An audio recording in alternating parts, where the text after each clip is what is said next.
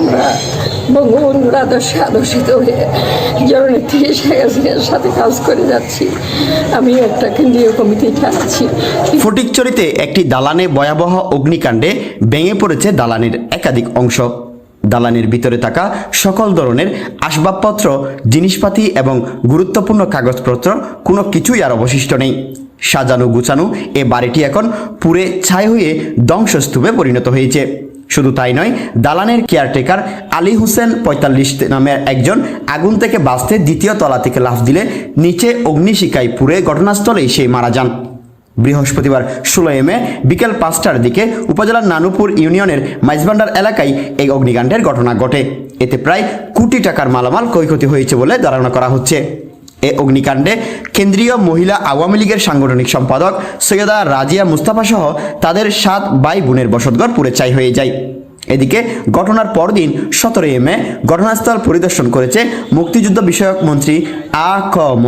মুজাম্মেল হক MP, Chittagong জেলা পরিষদ chairman ATM Piarul ইসলাম এবং বাংলাদেশ সুপ্রিম পার্টির চেয়ারম্যান শাহজাদা সৈয়দ সাইফুদ্দিন আহমেদ মাইজভান্ডারি সহ আরও অনেকেই। এই ঘটনায় নিহত কেয়ারটেকার আলী হোসেনের বাড়ি মুন্সিগঞ্জের রানীগাঁও ইউনিয়নের বারহাট্ট এলাকায় বাসিন্দা বলে জানা গেছে। সে ওই ভবনের দ্বিতীয় তলায় শুয়েছিলেন।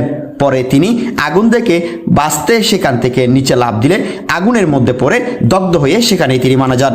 ঘটনার সত্যতা নিশ্চিত করে ফটিকছড়ি ফায়ার সার্ভিসের স্টেশন কর্মকর্তা ডলার ত্রিপুরা বলেন, খবর পাওয়ার সাথে সাথে ফায়ার সার্ভিসের একটি টিম গিয়ে কাজ শুরু করে। তবে ঘরের অনেক অংশ পুড়ে ভেঙে পড়েছে এবং সকল আসবাবপত্র প্রায় পুড়ে ছাই হয়ে যায়। বৈদ্যুতিক শর্ট সার্কিট থেকে এই আগুনের সূত্রপাত বলে ধারণা করা হচ্ছে। এ ব্যাপারে সৈয়দা রাজিয়া মুস্তাফা বলেন, আগুন ধাও ধাও করে জ্বলছে, গাছগাছালি জ্বলছে। বাড়ির পিছনের যে অংশটা, বাড়িটা আপনারা দেখতে পাচ্ছেন, সেখানে জ্বলে পড়ে ছাই হয়ে যাচ্ছে এবং বিল্ডিংয়ের সমস্ত আসবাবপত্র, ফ্যান, এ টু জেড। পরে আমাদের একটা কেয়ারটেকার ছিলেন, তিনি দোতলায় ছিলেন, সবাই খুঁজে পাচ্ছিলেন না তাকে। খুঁজতে খুঁজতে দেখে দোতলায়, উনি সোজা সিঁড়ি দিয়ে না নেমে উনি করছে কি ভয়ে লাফ দিয়েছেন। এখানে অনেক লোকজন ছিল, তাকে বাঁচানোর চেষ্টা করছে। সে লাফ দেওয়াতে সে গিয়ে দ্রুত ওই যে আগুনের লেলিহান শিখার মধ্যে যে টিনগুলা, গাছগুলা ভেঙে ভেঙে ঘরের পড়তেছে, সেখানে লাফ দেওয়াতে সে ওখানে তার জ্ঞান হয়। মাত্র আল্লাহ পাক জানেন কেন এই আগুন সার্কিট হাউস থেকে সার্কিট থেকে আগুন ধরে 15 মিনিট থেকে 14 মিনিট লেগেছে। এই বাড়িটা একদম। কতজনের পরিবার ছিল এখানে?